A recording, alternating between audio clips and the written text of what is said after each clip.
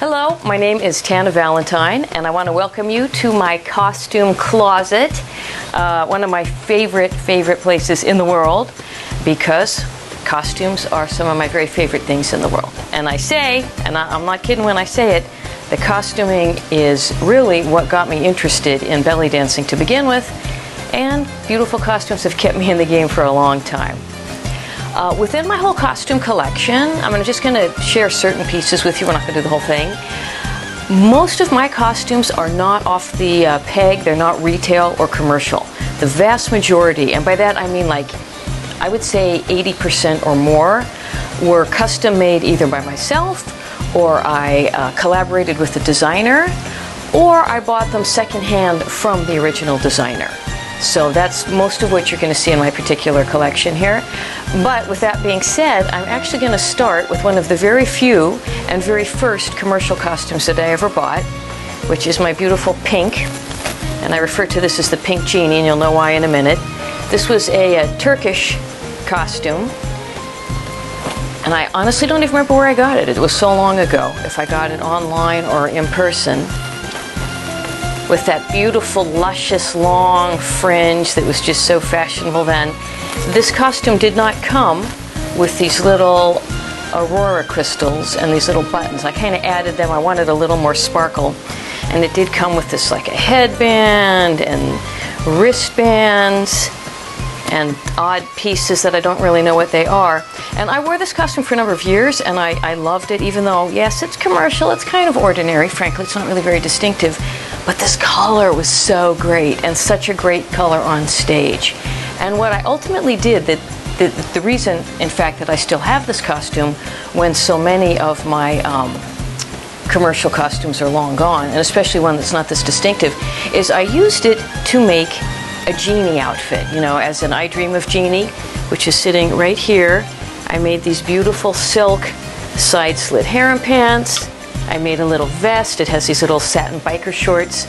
And this, it's hard to see, but in a photo you can see this little, like a faux cap, which would go around my ponytail, and then the silk drape would drape under the chin. So, one of my earliest costumes, I do still love it, but I really don't wear it anymore. It's just not distinctive enough unless I'm going to do my I Dream of Genie gig. One of my other early costumes, and this one is a custom design made by a wonderful dancer in New York, Shahira.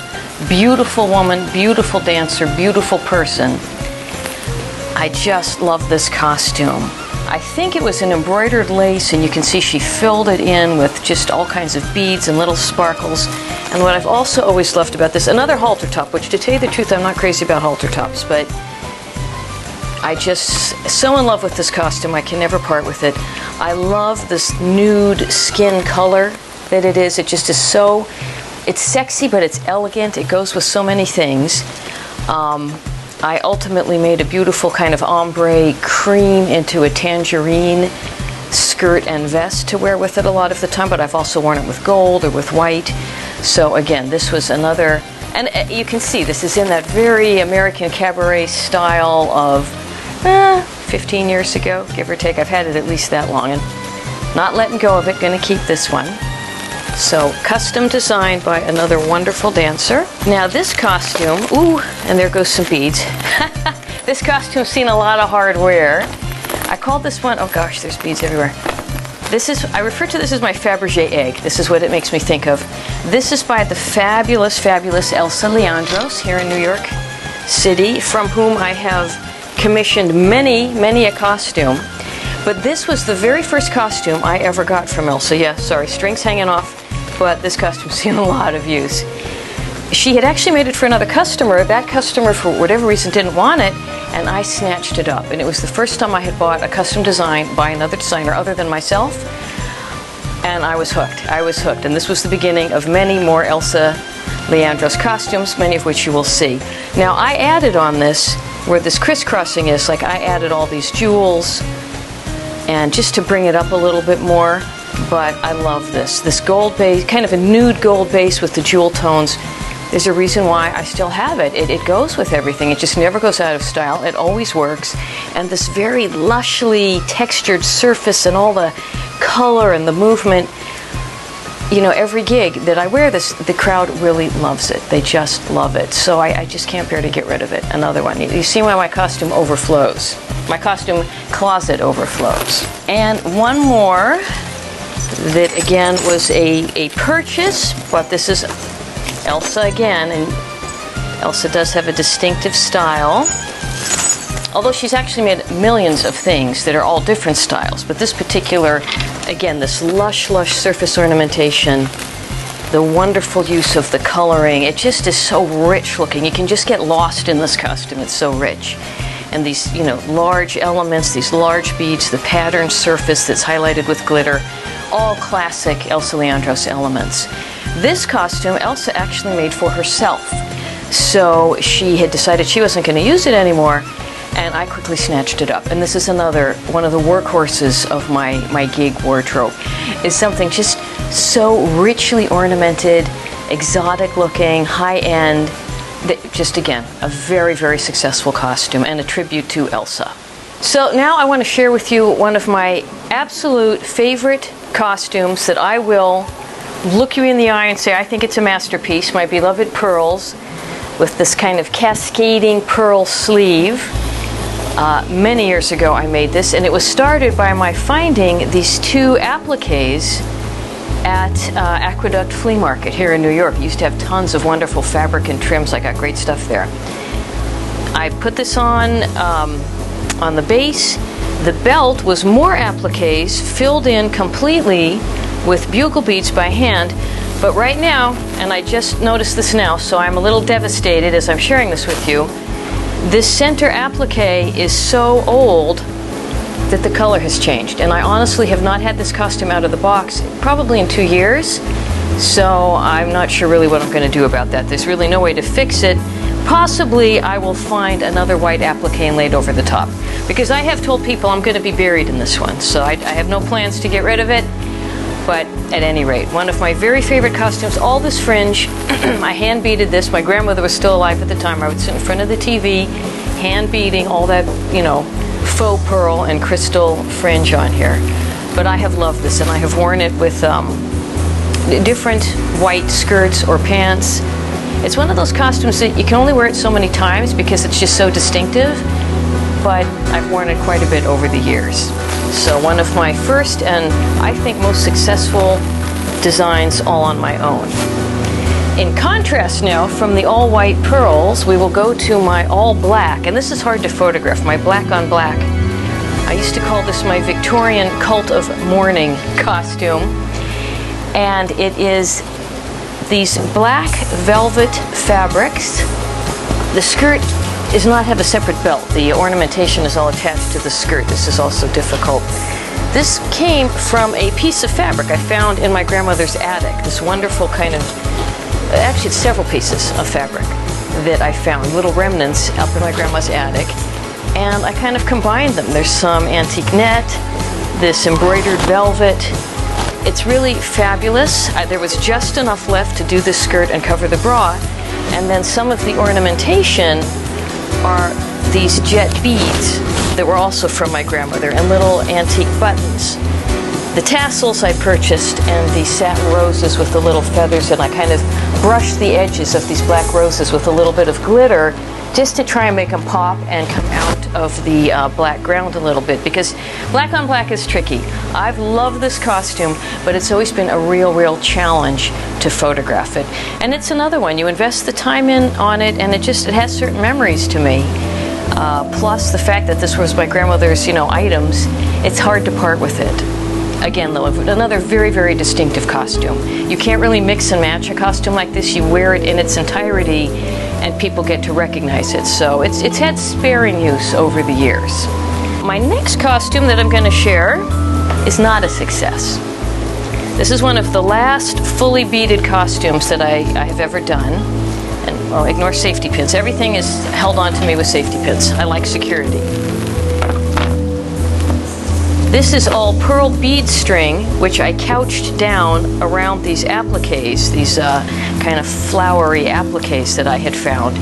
And even though I only fairly recently finished this costume, I had started it, a million years ago. It took a long time to do this. And as I was in the process of making it, and the whole edge here is wired, and then this is elasticized to help hold it onto me, and when you see all that going on, that's part of the clue that this just didn't really work out as well as I would have liked. The bra never fit properly. It was before I kind of learned better ways of creating the bras and covering bras. But still, this represents a great deal of handwork and hand labor. My purple and pearls, as I call it, with this kind of cutouts on the side, and it fastens into cutouts on the other side. And I really enjoyed the color combination. It's just, not everyone is going to be a winner. So despite hours and hours of labor, I don't truly consider this costume a winner. I've worn it a couple of times, but I will probably be retiring this one rather quickly. Going to what I consider to be another one of my masterpieces, another one of my favorites of all time. They're all my favorites, though. How do I really choose when I love them all? My wonderful flower costume. And this costume came about for no reason other than the fact that I absolutely wanted a flower costume. A costume just completely covered with blossoms. And that's exactly what I did. It's very, very soft. It's very, very lightweight. To be honest, I shouldn't even show you the inside. I never finished the inside. Didn't feel I needed to.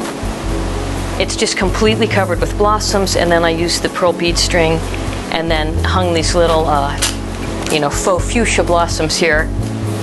And in between are beads and little beads dripping out of the center of some of the flowers and some little crystals. I also have little, sorry, it's all wrinkled because ironing is not my favorite thing. And then the blossoms covering the elastic band. So this was another one. And this took a little while, getting the crystal beads in between, in the center of each blossom, but I felt that gave it a little sparkle, a little bit of weight to these fluffy, ephemeral blossoms. And, movement. I really didn't want to heavily bead this. I just felt I wanted it to be about the flowers, but this crystally, this kind of clear bead string with the opalescent tint on it gives it that movement, but it's still light. It still really blends with the blossoms.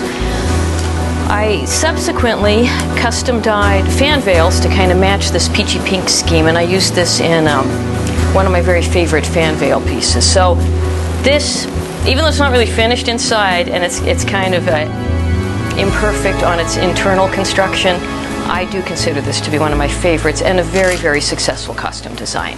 Getting back to a whole lot of costumes, all from the design workshop of the wonderful Elsa Leandros.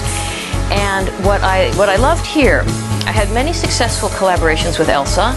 I have a lot of faith in her design process and in her end product, right? And I have faith in my own. I'm not gonna pretend any false humility here. But what I loved about working with Elsa is that I could bring her a concept, some items, some fabric, and just say, I would like this, and she'd run with it and make me spectacular things. When I just, dance and run around doing stuff, I did not have the time necessarily to focus on making them myself anymore. So this is my spectacular, I call this one the Purple Lotus. And with this one, I wanted a costume that was purple and with jewels. And I actually had saved this purple fabric for years. My mother had made me a dress out of this when I was in high school. So I'd been hanging on to this fabric. I collected a number of these jeweled elements. I brought it to Elsa, and voila, this spectacular costume. I just love it. This just rich purple. Purple's my favorite color, purple and pink, but purple especially. All these jewels, these interesting beads. She accentuated it with these lighter purple beads. The belt, again, has this kind of, all of these blossom-like petals, and it's stretchy because for me to get things to fit on me, everything I have to get some elastic in there just to make sure it fits snugly, and I safety pin it. But another costume, and it has beautiful necklace. This is another feature always with Elsa's costumes, is she makes the wonderful matching neck piece, which I love because I like costuming head to toe. I'm not really a mix and match person with costuming. I never have been. I want it designed head to toe, This costume is designed to look a specific way. So wonderful. And the mirror elements, another big feature that Elsa loves to use. They reflect a lot of great light and just all these rich colors. These are all buttons that I got. This was a broken belt, leftover pearls that came off a necklace. These, I think, were appliques.